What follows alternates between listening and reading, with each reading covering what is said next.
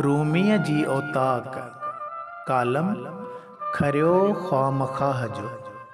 हर जिन्स खे ॻोल्हे लहंदी आहे। मवाली खे निहारे हथ करे। खफ़्ती खे कोकड़ी खे वञी लभे। ईअं पाण में ख़बरूं बि पाण जहिड़ियूं। छाजे ला जहिड़ा कन कपार में तहिड़ा आवाज़ औज़ारनि जहिड़ा। जेकॾहिं हम ख़्याली न हूंदी त न सफ़र में मज़ो न वेहण ऐं गुफ़्तगू में गुज़ारो। बस वक़्तु टारबो।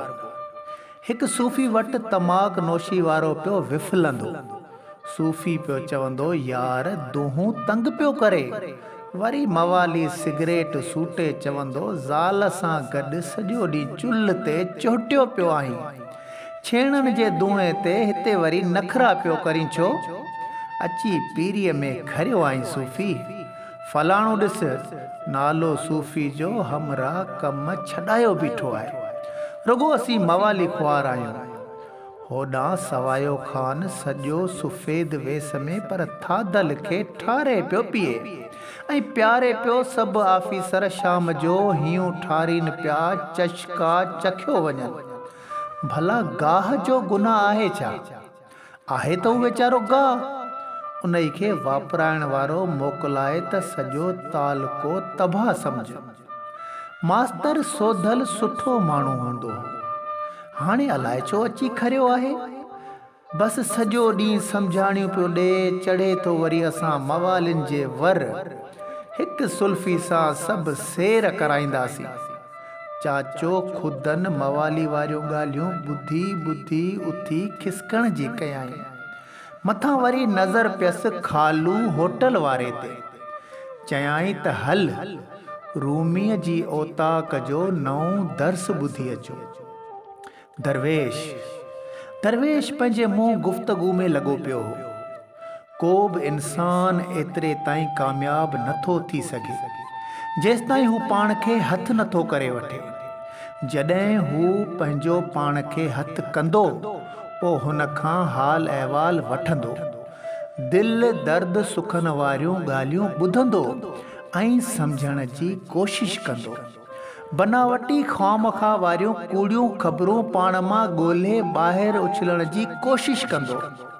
फुज़ूल जी जॻह ख़ुलूस खे कमु आणींदे पंहिंजी दिलि ते हथ रखी सोचींदो त कूड़ा ऐं खरा जांचींदो। सचा हिकु तरफ़ कंदो वेंदो। नफ़े ऐं नुक़सान जो अज़ालो लॻाईंदो। ज़िंदगी जो ज़ियान कीअं कयो, फालतू वक़्तु किथे किथे गुज़ारियो।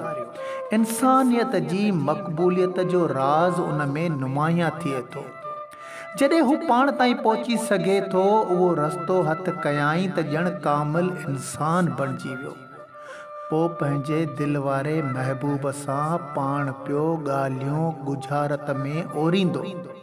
पंहिंजी तौफ़ीक़ मुताबिक़ अंदर में हिकु अहिड़ी आग लॻाइण में कामयाब थी वेंदो जेका उनखे फालतू नशनि खां बचाए हिकु अहिड़े नशे में गिरफ़्तार करे छॾींदी ॼण सॼी दुनिया क़ाइदे क़ानून मुताबिक़ ॾिसंदो।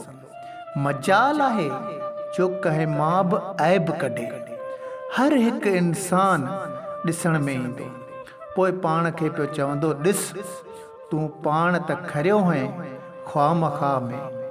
बसि खालू वारा ॻाल्हि सम्झी विया त अॼु खां पोइ कंहिंखे बि ख़राबु चवणो नाहे। असल में ख़राबु असां पाण आहियूं जो असां उन अख सां सभिनी खे चऊं खरियल पर ख़्वामख़्वाह में केर बि नथो खरे। ही मुआशिरो वॾो फेटाड़ो आहे, कंहिंखे सुधारे त कंहिंखे खारे। सैयद ग़ुलाम हैदर शाह कलंदरी।